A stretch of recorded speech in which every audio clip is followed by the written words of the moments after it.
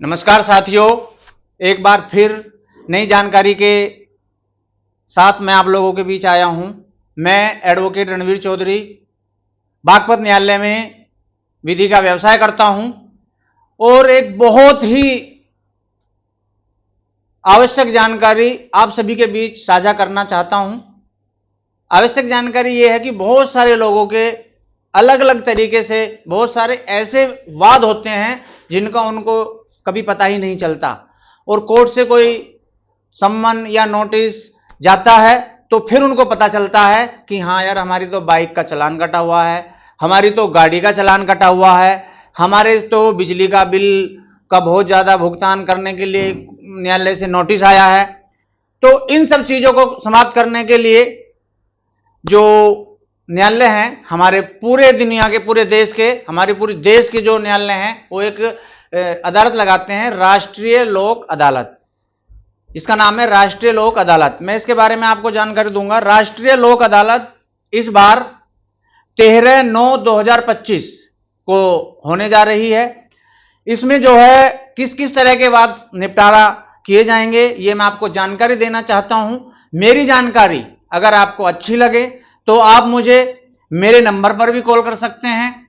आपको इससे संबंधित कोई जानकारी लेनी है मेरे चैनल पर आकर कमेंट में भी मुझसे पूछ सकते हैं।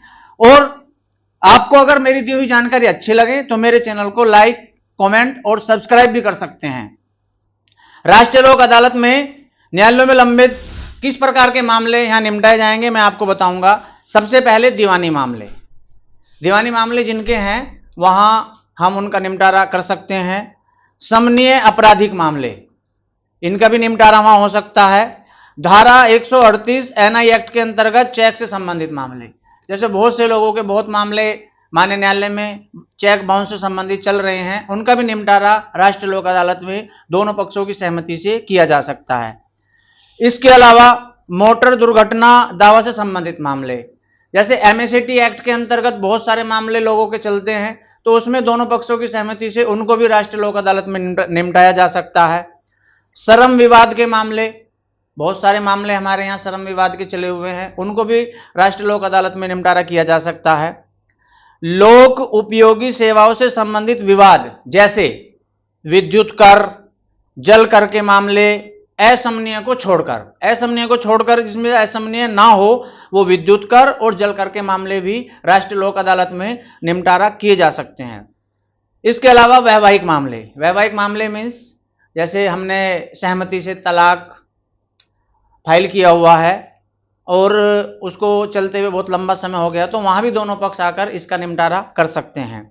भूमि अधिग्रहण के मामले, सरकार जो हमारी भूमि को अधिग्रहण कर लेती है और वो हमारे मामले बहुत लंबे समय से माननीय न्यायालय में चलते रहते हैं लेकिन उनका निपटारा नहीं हो पा रहा है, तो उनको भी यहां पर निपटाया जा सकता है। पेंशन से संबंधित मामले, हमारी पेंशन से संबंधित भी बहुत मामले यहां चलते हैं माननीय न्यायालय में, उनको भी हम राष्ट्रीय लोक अदालत में आकर एक ही दिन में निपटारा करवा सकते हैं।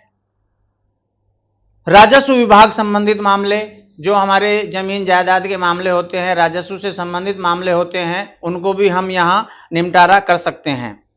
अन्य दीवानी वाद जैसे किराएदारी, सुख अधिकार, निषेधाज्ञा, इस तरह के मामले भी अगर हमारे माननीय न्यायालय में चल रहे हैं तो उनको भी हम कोर्ट में राष्ट्रीय लोक अदालत में आकर निपटारा कर सकते हैं। इसके अलावा फ्री लिटिगेशन के सभी प्रकार के दीवानी व समन्वय आपराधिक मामले, उनको भी हम जो हैं माननीय न्यायालय में आकर निपटारा करा सकते हैं। इसके अलावा उपरोक्त मामलों का निस्तारण पक्षकारों की आपसी सहमति व सुलह समझौते के माध्यम से ही किया जाएगा।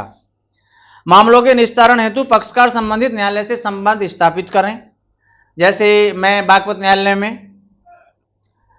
विधि का व्यवसाय करता हूं, तो बागपत से संबंधित अगर किसी की भी कोई जानकारी हो या कानून संबंधी किसी भी प्रकार की कोई जानकारी आप मुझसे लेना चाहते हैं तो कमेंट में मेरा नंबर भी डला हुआ है, आप उस पर भी मुझसे पूछ सकते हैं। और मैं आपको जैसे सपोज दैट बहुत से लोगों को वकील से नहीं मिलना, डायरेक्ट अपने मामलों को निपटारा करवाना है, तो उसके लिए मैं एक नंबर आपको बता रहा हूं, उसको आप जो है लिख लें और उस पर कॉल करके आप अपने मामले की जानकारी ले सकते हैं। विधिक सहायता हेतु टोल फ्री हेल्पलाइन नंबर है ये।